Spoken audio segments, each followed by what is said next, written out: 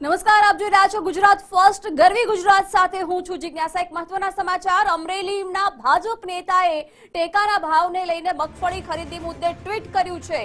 Doctor ભરત કાનાબારે ટેકાના ભાવની ખરીદીમાં ભ્રષ્ટાચારના આરોપ લગાવ્યા। કહ્યું, સરકારે નક્કી કરેલ મગફળીના ભાવ અને બજાર ભાવ વચ્ચે તફાવત છે। ટેકાના ભાવ અને બજાર ભાવમાં ₹250 થી ₹350 જેટલો તફાવત છે। ભાવફેરનો ફાયદો લેવા વેપારી, અધિકારી અને વચેટિયાની ટોળકી સક્રિય થઈ છે। મગફળી વાવેતર ન કર્યું હોય તેવી જમીનના 7 બાર રજૂ કર્યા। નીચા ભાવે નબળી કક્ષાની શીંગ ખરીદી અને ટેકાના ભાવે આપી છે। મિલીભગતથી થયેલ આવી ખરીદીનો આંકડો કરોડોનો થાય છે। વિગતો સાથે સંવાદદાતા ફારૂક જોડાઈ ગયા છે। ફારૂક, શું વધુ વિગતો છે? જે પ્રકારે ડોક્ટર ભરત કાનાબારે ટ્વીટ કરી ટેકાના ભાવની ખરીદીમાં ભ્રષ્ટાચારનો આરોપ લગાવ્યો છે। જણાવ્યું કે અમરેલી જિલ્લાના ડોક્ટર ભરત કાનાબાર જે ભાજપના નેતા છે, જે હંમેશા સત્ય ઉજાગર કરવામાં માહિર છે ને, ટ્વીટ મારફતે તે હંમેશા કોઈને કોઈ એવા વિવાદોનો લગતા હોય છે જેને કારણે તે હંમેશા ચર્ચાના કેન્દ્રમાં આવે છે।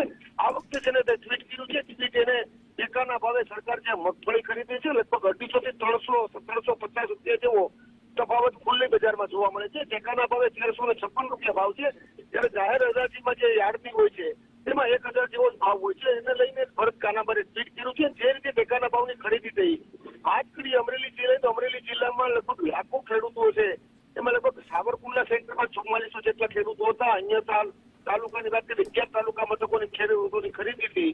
લગભગ હજારો ખેડૂતોએ જે ટેકાના ભાવે મગફળીની વેચાણ કર્યું છે, તે વેચાણમાં વચેટિયા અને અધિકારીઓ દ્વારા જે રીતે મિલીભગત થઈ છે તેને લઈને ટ્વીટ કર્યું છે। જે રીતે 7 બાર 8 થઈ અને જે ખેડૂતો મગફળી નથી વાવી તેવા પણ નામના ખેડૂતોએ મગફળી વેચાણ થવાનો ઉલ્લેખ ભરત કાનાબારે કર્યો છે। ત્યારે સૌથી મહત્વની બાબત એ છે કે ગુજકો માત્ર નાફેડ દ્વારા જે રીતે ખરીદી કરવામાં આવી અને એમાં જે ભ્રષ્ટાચાર થયો છે, એમાં અધિકારીઓ, ખેડૂતો અને વચેટિયાઓને નિશાને લઈને ડોક્ટર ભરત કાનાબારે ટ્વીટ કર્યું કે ચર્ચાના હેરણે ચડી છે।